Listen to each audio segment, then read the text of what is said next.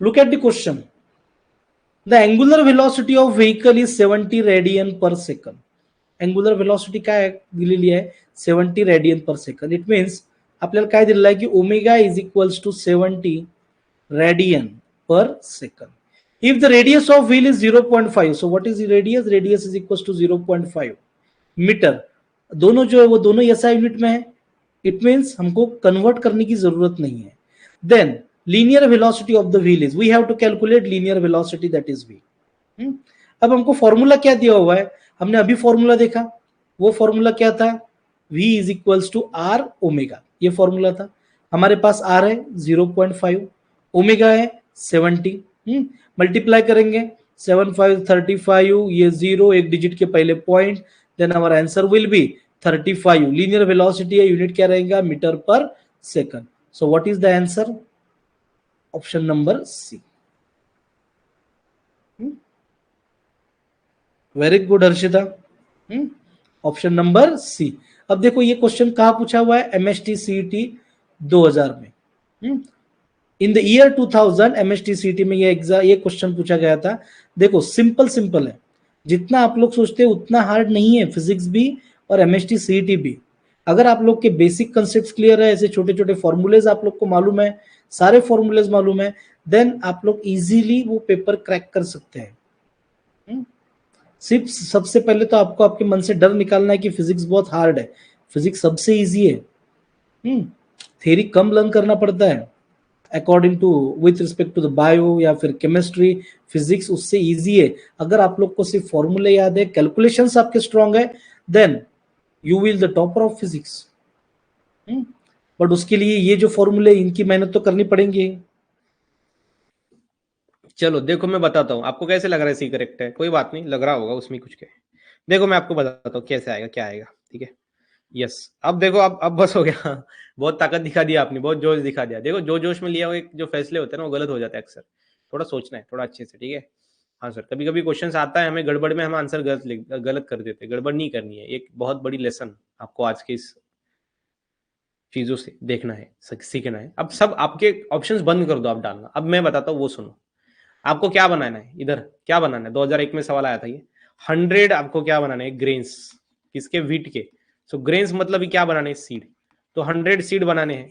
तो 100 सीड बनाने के लिए आपको क्या चाहिए, मेल गैमेट और फीमेल गैमेट चाहिए. हाँ या ना? हाँ सर. इधर मैं लिखता हूँ मेल गैमेट चाहिए, इधर लिखता हूँ नीचे फीमेल गैमेट चाहिए. हाँ या ना? हाँ सर. तो मेल गैमेट और फीमेल गैमेट दोनों भी चाहिए. अब मेल गैमेट के अंदर कितने मियोटिक डिवीजन होते हैं, मियोटिक मींस होता है मियोसिस. मियोटिक मतलब होता है मियोसिस, और माइटोटिक मतलब होता है माइटोसिस. ये चीज लिख के ले लो. ठीक है, यस. ये लिखना है आपको. नोटबुक बनाएगी नहीं, तीनों भी नोटबुक बनाएगी नहीं. 3 सब्जेक्ट के लिए 3 नोटबुक बनाने आपको. माइटोटिक मतलब होता है माइटोसिस, उसको ही दूसरा नाम है उसका. चलो ठीक है. हाँ सर. अब यहाँ पे एक चीज आपको ध्यान में रखनी है कि मेल गैमेट के अंदर कितने, अब दोनों चाहिए आपको, मेल गैमेट भी चाहिए और फीमेल गैमेट भी चाहिए, क्योंकि ये फ्यूज होंगे तभी जाके सीड बनेंगे, मतलब तभी जाके ग्रेन्स बनेंगे. कितने बनाने हैं, 100 बनाने हैं. तो 100 बनाने के लिए मेल गैमेट चाहिए, फीमेल गैमेट चाहिए. अब ये दोनों के लिए कितने मियोसिस है, मेल गैमेट बनाने के लिए कितने मियोसिस और फीमेल गैमेट बनाने के लिए कितने मियोसिस, दोनों को एडिशनल करेंगे तो सीड को बनाने के लिए कितने मियोसिस लगते हैं, ये आंसर आ जाएगा. समझ में आया कि नहीं? हाँ सर. ये चीज ध्यान में रखनी है. अब मैं आपको बताता हूँ कैसे आंसर हम निकालेंगे. देखो मेल गैमेट के अंदर अगर हम देखेंगे, फीमेल के अंदर, मेल के अंदर. ठीक है, हाँ sir. So how many meiotic division are necessary for the formation of 100 grains of wheat. ठीक है, मियोटिक आंसर पूछा है, दैट इज मियोसिस. तो ध्यान में रखना है फीमेल के अंदर जो है, अगर हम बात करें तो एक बनाने के लिए कितने लगते हैं, एक लगते हैं. क्यों, मैं आपको बताता हूँ. इधर होता है माइक्रो. आज के बाद ना ये जो सवाल है इसका कंफ्यूजन आपका रहेगा ही नहीं, मैं आपको बताता हूँ. ये होता है आपका microspore mother cell. Male gamete का लिख दिया हमने माइक्रोस्पोर मदर सेल. ठीक है, इधर इधर होता है फीमेल के लिए मेगास्पोर मदर सेल. उससे आगे चल के बनते हैं ना male gamete female gamete. Yes sir, megaspore mother cell. ठीक है, हाँ सर। अब इसका आंसर देखो, इसके बाद आज के बाद कंफ्यूजन नहीं, बहुत सारे स्टूडेंट को कंफ्यूजन रहता है। अब microspore mother cell pollen grain बनाने के लिए क्या होता है, एक से डायरेक्टली 4 बन जाते हैं, 1 2 3 और 4, तो डायरेक्टली 4 बन गए, हाई की ना, हाँ सर।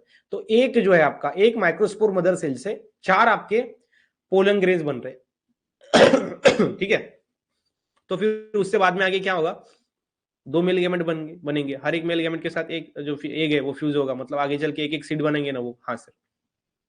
तो 4 पोलन ग्रेन कितनी सीड बनाएंगे, 4 सीड बनाएंगे आगे चल के, क्योंकि हर एक पोलन ग्रेन के अंदर फिर बाद में 2 मेल गैमेट बनेंगे, एक सेकेंडरी न्यूक्लियस के साथ फ्यूज होगा और एक एक के साथ फ्यूज होता है।